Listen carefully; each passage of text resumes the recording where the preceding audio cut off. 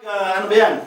Sisipatyahan na dati, pinapray niya dati, yung mga taong nag-ano siya ng sorrow because they might have been sick or maybe a relative died, ngayon tumutugis na sa kanya.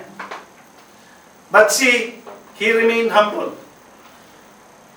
Sabi niya dito, my clothing was sackcloth. Now sackcloth, this is I think in the province, when you have that sack for the copra, and if you're going to eat that, napaka-incomfortable po. But originally, sa Jewish culture and even the ancient times, ang ginagamit nila yung black hair, goat hair, na it's coarse at napaka-incomfortable. And they intentionally and purposely wear that one to show ng humiliation, self-humiliation, and submission. Parang, discomfort mo because you are in a sorrow. And that was very significant for them in terms of the, of practicing that one. But it was a way of humbling themselves. And that humility was done with fasting. So yun yung sa dati. So fasting was even before, even the times of Moses. But I do not have the time to discuss kahit yung kay Jesus na temptation, it's a full sermon. Full sermon yun hindi ma-cover.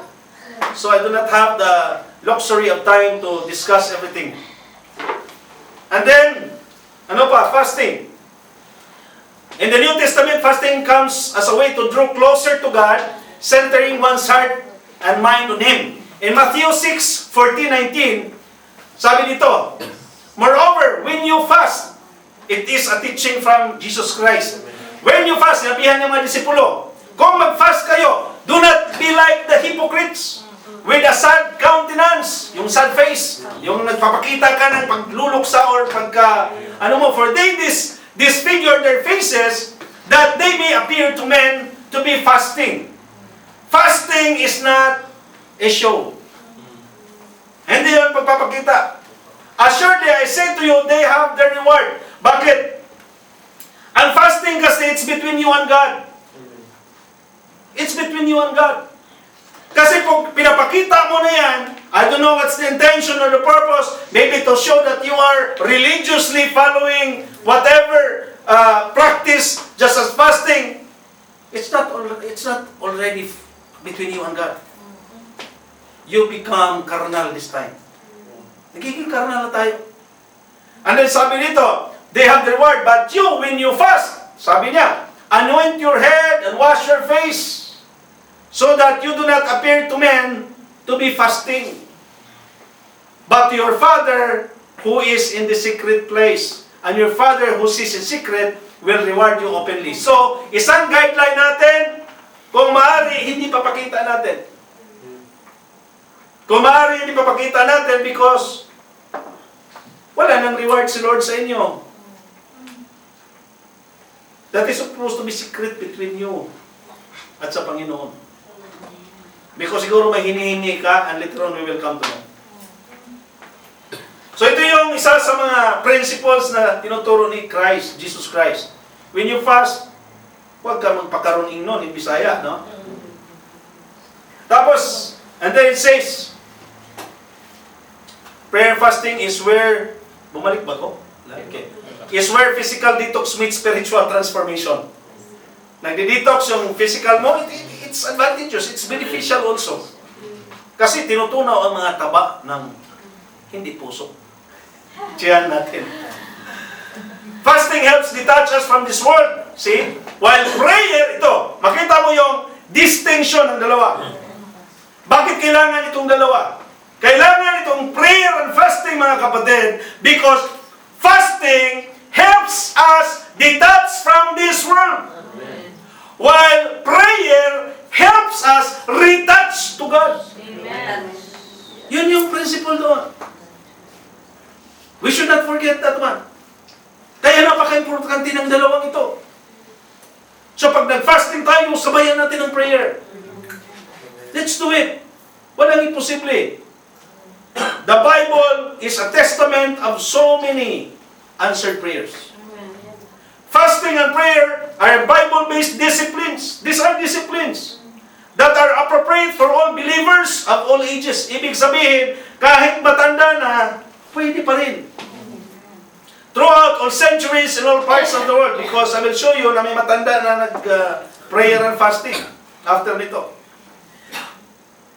Dito, prayer and fasting. Number 1, prayer and fasting for self-control. Kasi kadalasan sa atin, wala na mga control. And let's take one for example. In 1 Corinthians 7:5, anong sinabi dito? Do not deprive one another except with the consent for a time, that you may give yourselves to fasting and prayer. Now, let us understand the scenario. Ano ba itong pinagsasabi ni Pablo dito? Now, it talks about 1 Corinthians chapter 7 talks about marriage. It talks about temptations. And during this time, doon sa Corinto mga kapatid, lumalaganap doon ng immorality. And because of the urges sa mga tao, and because of the wala nang control ng mga tao, they would tend to commit adultery and everything. So ang ginawa ni Paul, sabi ni Paul, mas mabuti pa magkakaroon ng marriage. And also, it talks about fasting and prayer. Bakit? Sabi nito, kung magkakaroon naman kayo ng, for example, carnal knowledge and, for example, sexual relations, sinabi dito, ang ginawa, dapat meron ding consent ang bawat isa to abstain from that activity. So, kahit yung mga mag-asawa were even advised to abstain. At sabi, except with consent, so dapat mag-agree for a time, that means temporary, that you may give yourself to fasting and prayer. And it was very important, even now, hindi lang about sexual morality. It's about self-control. Baka mainitin ang ulo natin. Then fasting and prayer is one of those things na pwedeng makontrol. Bakit? Lumalapit na tayo sa Panginoon eh. Yung character ni Christ, mapapuso na natin yan. You grow more spiritually. At ano ba yung mga fruits of the Holy Spirit? Merong self-control, merong joy, merong peace, gentleness, and everything. Kaya sabi, and come together again so that Satan does not tempt you because of your lack of self-control. See, if we lack self-control, mga kapatid, Satan is going to utilize that. In order to avoid that, let us pray and fast. Pag meron tayong hindi mga bagay na makontrol sa tingin natin, surrender it to God and do prayer and fasting. Ano pa? Number 2, it talks about prayer and fasting for evangelism. In Luke 2, verse 36-38, sabi dito, Now there was one Anna, a prophetess, the daughter of Phanuel, of the tribe of Asher. She was of great age, so matanda na, and had lived with a husband 7 years from her virginity. Ibig sabihin, he lived with her husband for 7 years, and after that, ang nangyari, this woman was a widow. So, 7 years lang yung cohabitation nila. After that, namatay yung husband, nagiging widow siya. And he has been widow for several years, for so long. At sabi, and this woman was a widow of about 84 years, who did not depart from the temple, but served God with fastings and prayers night and day. So, parang doon na yan naninirahan sa templo. Nagpa-fast na yan palagi. And if you go, yung initial, sabi niya, prophetess, but the Bible does not talk so much about her. It's just about 3 sentences in the Bible. But, what make it significant, mga kapatid, is that napaka-committed nito sa kanyang prayer life. At nagpa-fasting on a daily basis. Siguro from that time, nagpupunta yan. Parang si Bro Randy, parang nakatira na dito. So parang namumuhay na siya sa simbahan. And then, ito yung role niya. When Jesus Christ was bata pa, when He was young, dinala ni Mary and ni Joseph. Kasi in Jewish custom, kailangan i-offer. It's part of the customs, traditions ng Jewish. And then there was this offering ng white dove or pigeons. And then it happened, ito si Anna was there. Now because of her na nagkakaroon ng talagang ang Spirit of God nandiyan sa kanya. Na-open yung eyes niya when he saw the child na si Jesus. So ang sabi niya, ito yung, we'll continue. Sabi niya, and this woman was a widow of about 84 years who did not depart from the temple but served God with fastings and prayers night and day. And coming in that instant, ito yung punto. And coming in that instant, she gave thanks to the Lord and spoke to Him, to all those who look for redemption in Jerusalem. Kasi nakita niya si Jesus. When everyone was not aware, when everyone was not able to see, when everyone was not able to perceive, when everyone was not able to really tell na ito ang Messiah, ito na ang Redeemer, she was able to do it. And because of that, kaya sabi niya, nag-result ang fasting with the revelation of the salvation ng tao. Because after that, sinasabi, and spoke of Him. He talks about Jesus. He talks about Jesus to all who look for redemption. See? Amen. Ibig sabihin, she was into evangelism. Amen. She was talking that the Christ, the Messiah has come. Amen. I saw it from my very own eyes. Kasi nakita niya, na-reveal eh. Bakit? Dahil she's been in the church, she's been communicating with God. Amen. For how long? We do not know how long, but it talks about na tumanda na siya sa church. See how powerful prayer and fasting is. If we are going to make it a prayerful life na kasama-samahan natin fasting, I do not know what God can do. Because these are biblical history na nagpapatibay na kung gaano kaimportante ang prayer at fasting. Maybe one of us will be, siguro prophet, maybe si Israel. We do not know. We do not know. But if we have this kind of traits and discipline, we do not know what's God's intention or what He will do. And then, ano pa? Sabi dito, Ezra, it's your turn. Ezra 8:21-23. It talks about prayer, fasting for safe journey and protection. Okay, sino ba si Ezra? To give you an introduction. Ezra is a priest and scribe. And Ezra is the direct descendant ni Aaron.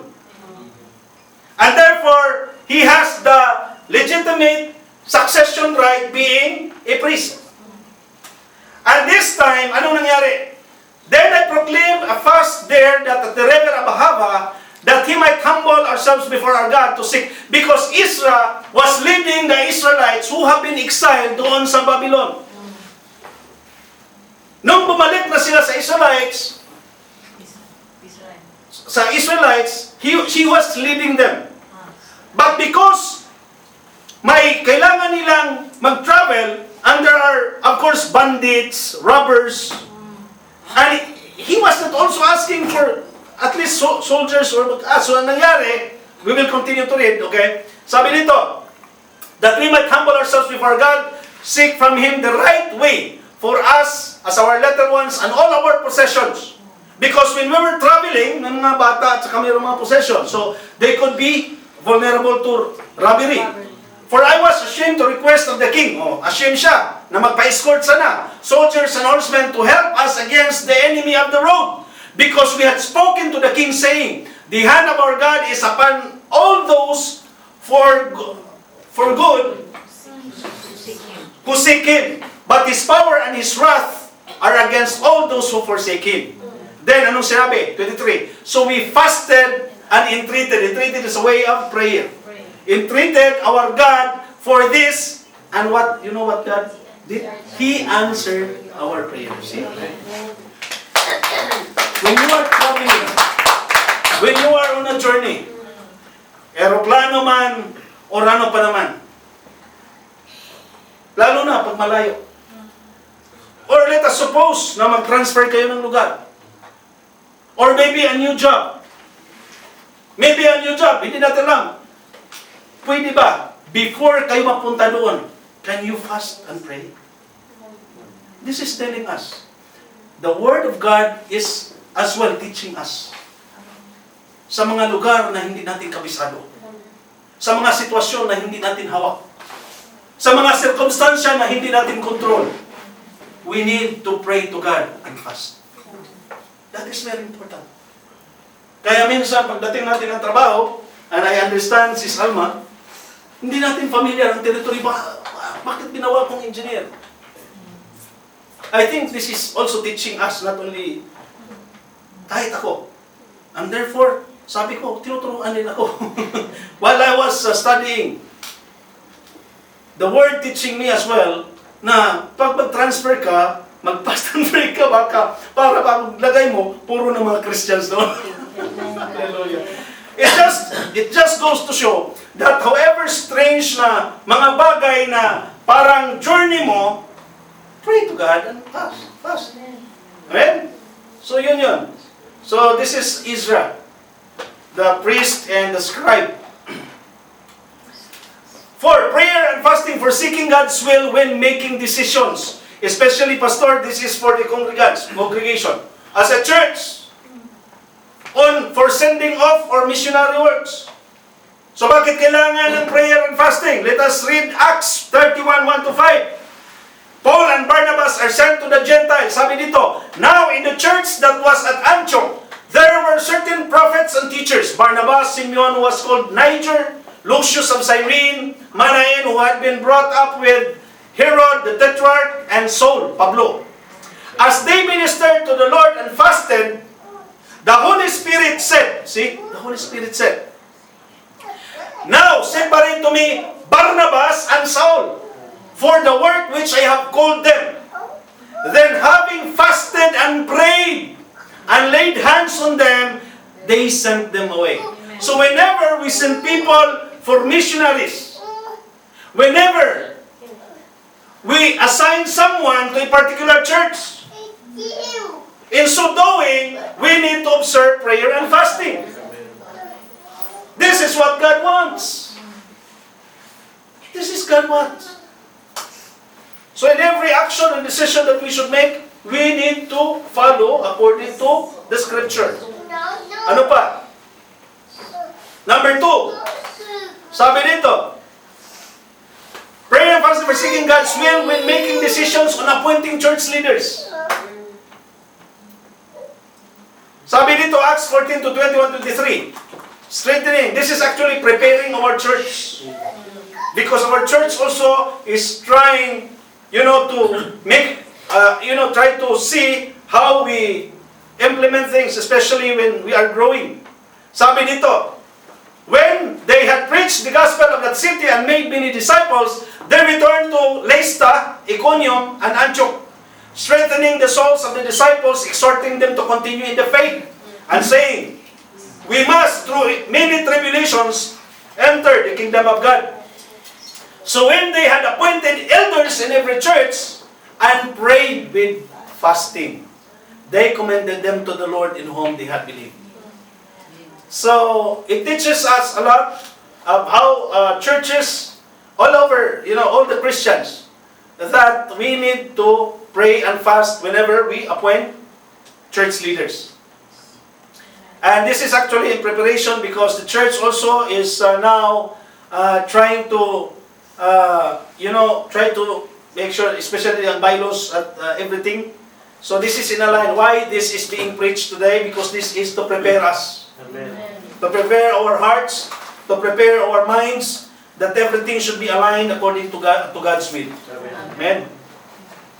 Next, sabi dito, prayer and fasting with repentance, because some repentance lalo na dati, for God's mercy against impending judgment. Ito, napaka-importante nito. In Jonah 3:5-10, alam natin yung istorya noon, na gusto siyang ipadala ng Panginoon sa Nineveh. Pero dahil ayaw niyang maligtas ang taga-Nineveh, mga kapatid. Akala ko dati, takot lang siya sa mga taga-Nineveh. The real reason is that because he doesn't want Nineveh people to be saved. Because ang Panginoon, pinapadala siya doon para i-warn. And then when he came to Nineveh, ito na. So sinabihan na, 40 days, kailangan mag-repent. Otherwise, magpababa ng judgment ng Panginoon. So the people also listen. So, nangyari, ang mga tao doon, sabi dito, the people of Nineveh believed